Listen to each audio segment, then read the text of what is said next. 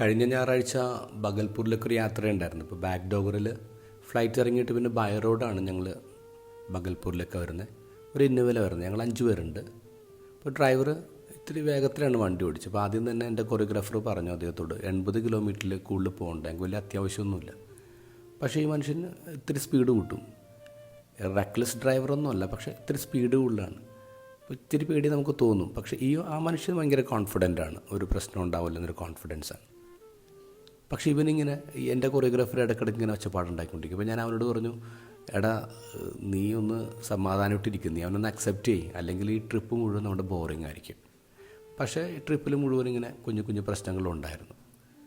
ഞങ്ങളുടെ സ്ഥലത്ത് എത്തിക്കഴിഞ്ഞപ്പോഴേക്കും choreographer complaint ചെയ്തു, ഡ്രൈവർ ഇത്തിരി വേഗത്തിൽ ഓടിക്കുന്നതെന്ന്.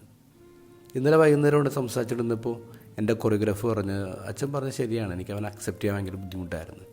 വേറൊന്നുമല്ല അച്ഛൻ, എൻ്റെ ലൈഫിലുണ്ടായിരുന്ന ഒരു ട്രാജഡിയാണ്. 10 വർഷം മുമ്പ് എൻ്റെ ഡാൻസ് ട്രൂപ്പുമായിട്ട് പരിപാടി കഴിഞ്ഞ് തിരിച്ചു വരുമ്പോൾ ആക്സിഡൻ്റ് ഉണ്ടായി. എനിക്ക് മാത്രം ബോധം, ബാക്കി എല്ലാവരുടെയും ബോധം പോയി. ഞാനിങ്ങനെ തലയൊക്കെ പൊട്ടി ചോരൊലിച്ച് നിൽക്കുക. എൻ്റെ 2 വയസ്സുള്ള കുഞ്ഞ് സീറ്റിനടി കിടക്കുക.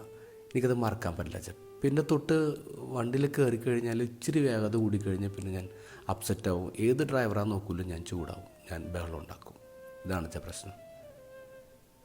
കുറച്ച് കഴിഞ്ഞപ്പോൾ ആ ഡ്രൈവർ എന്തോ ആവശ്യത്തിന് വേണ്ടി അവിടെ വന്നു. അപ്പോൾ ഞാൻ അയാളെ കണ്ടപ്പോൾ വിഷ് ചെയ്തു. അപ്പോൾ അയാൾ വലിയ മൈൻഡിൽ ഇത്തിരി ദേഷ്യത്തോടെ പറഞ്ഞു, നിങ്ങളൊക്കെ കൂടി കംപ്ലയിൻറ്റ് ചെയ്തല്ലേ, മറ്റേ ആളായിരിക്കും എന്നെക്കുറിച്ച് കംപ്ലയിൻറ്റ് ചെയ്യുന്നു പറഞ്ഞു. അപ്പോൾ ഞാൻ ആ മനുഷ്യനോട് പറഞ്ഞു, എടോ സംഭവമാണ്, ഇങ്ങനെ ട്രാജഡി ഉണ്ടായതുകൊണ്ട് ഇത്തിരി അപ്സെറ്റായത് അതുകൊണ്ട്.